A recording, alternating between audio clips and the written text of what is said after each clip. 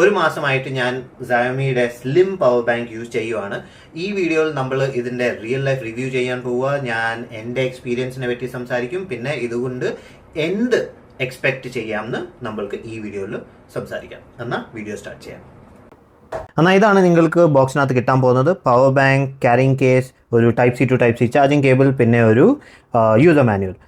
ആദ്യം നമ്മൾ ഈ ക്യാരിങ് കേസിന് നോക്കാം. ഇത് വെൽവെറ്റി ഫീൽ ഉള്ള ഒരു ക്യാരിങ് കേസാണ്.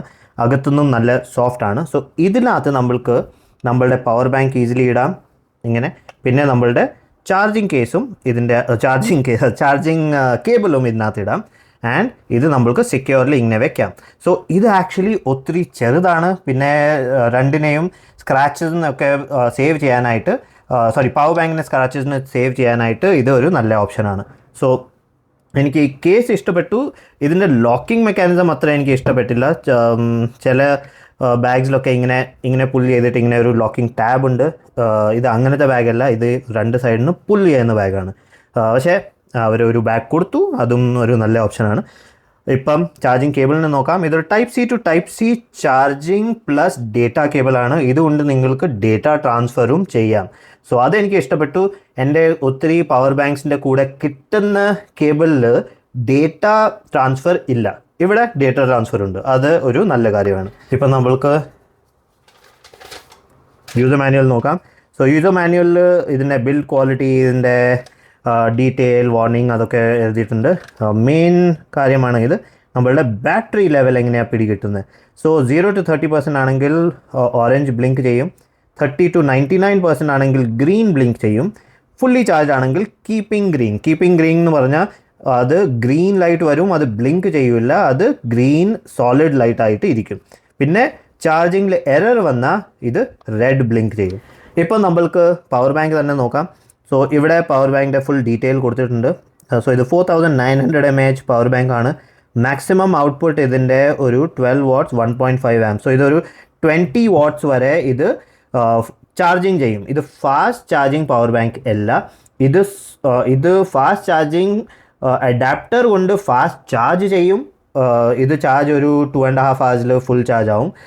പക്ഷേ ഇത് ഫോൺസിനെയൊക്കെ ഫാസ്റ്റ് ചാർജിങ് ചെയ്യില്ല. 20 watts എന്ന് പറഞ്ഞാൽ നമ്മളുടെ പഴയ S7 പിന്നെ അല്ലെങ്കിൽ LG ഫോൺസ്, അങ്ങനെ പഴയ ഫോൺസിലൊക്കെ ഫാസ്റ്റ് ചാർജിങ് ഒരു 15 watts 18 watts ഫാസ്റ്റ് ചാർജിങ് ആയിരുന്നു. ആ ഫോൺ നിങ്ങളുടെ അടുത്ത് ഇപ്പോഴും ഉണ്ടെങ്കിൽ ഇത് ഫാസ്റ്റ് ചാർജിങ് ചെയ്യും.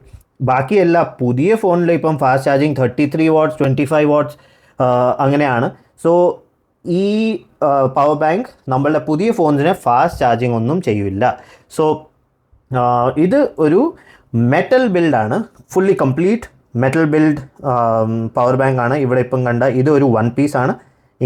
ഇങ്ങനെ കർവ്ഡ് 1 piece ആണ്. പിന്നെ ഒരു ഫ്ലാപ്പ് ഇങ്ങനെ ഇവിടെ അവർ സ്റ്റിക്ക് ചെയ്തിട്ട് വെച്ചിട്ടുണ്ട്. സോ ബിൽഡ് ക്വാളിറ്റി ഇതിൻ്റെ ഒത്തിരി നല്ലതാണ്. നിങ്ങൾക്ക് ഇത് ഇങ്ങനെ ചെയ്ത് നോക്കാം.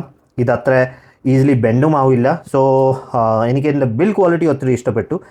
പവർ ബട്ടൺ ഒരു പ്രാവശ്യം പ്രസ് ചെയ്താൽ ഇത് നമ്മളുടെ ചാർജിങ് കാണിക്കും. സോ ഇത് ബേസിക്കലി കീപ്പിംഗ് ഗ്രീൻ ആണ്. ഇപ്പം സോളിഡ് ലൈറ്റ് ആണ്. സോ ഇത് ഫുള്ളി ചാർജ്ഡാണ്.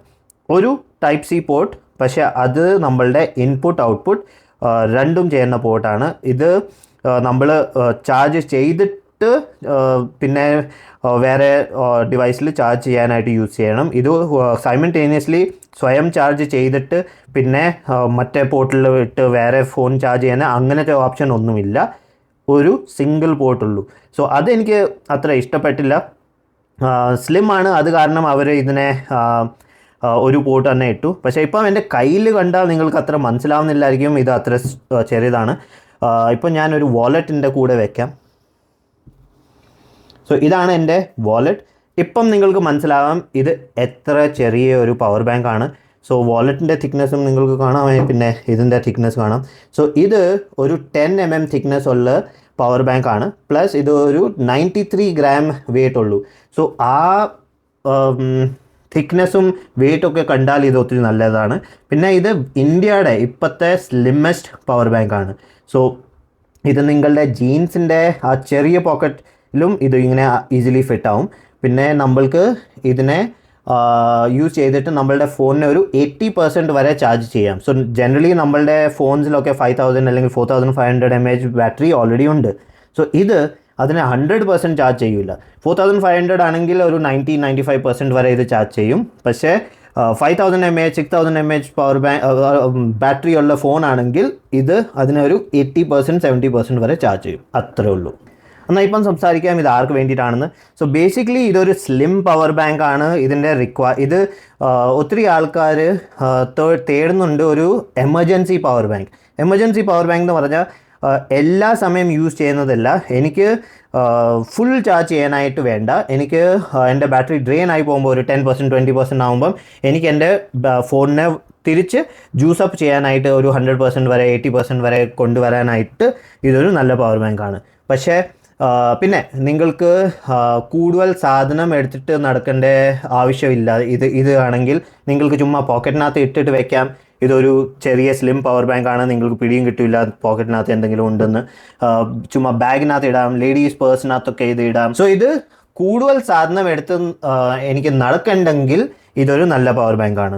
പക്ഷേ എൻ്റെ അടുത്ത് വലിയ ബാഗുണ്ട്, ലാപ്ടോപ്പൊക്കെ ഉണ്ട്, അതിൻ്റെ കൂടെ എനിക്ക് ഒരു പവർ ബാങ്ക് വെക്കണമെങ്കിൽ പിന്നെ നിങ്ങൾക്ക് ബാക്കി എല്ലാ പവർ ബാങ്കിലും നോക്കാം. എന്നാൽ ഇതിൻ്റെ ഒരു യൂസ് ഇല്ല, കാരണം ഇത് എമർജൻസിന് വേണ്ടിയിട്ടാണ്. സോ ഇപ്പം നിങ്ങൾക്ക് സ്വയം ഡിസൈഡ് ചെയ്യാം നിങ്ങൾക്ക് വേണ്ടിയിട്ട് ഇതാണോ അല്ലയോ എന്ന്. നിങ്ങൾക്ക് വേറെ എന്തെങ്കിലും ഡൗട്ട് ഉണ്ടെങ്കിൽ എന്നെ കോൺടാക്ട് ചെയ്യാം. എൻ്റെ ഇൻഫർമേഷൻ വീഡിയോയുടെ എൻഡിലും വീഡിയോയുടെ ഡിസ്ക്രിപ്ഷനിലും കാണും.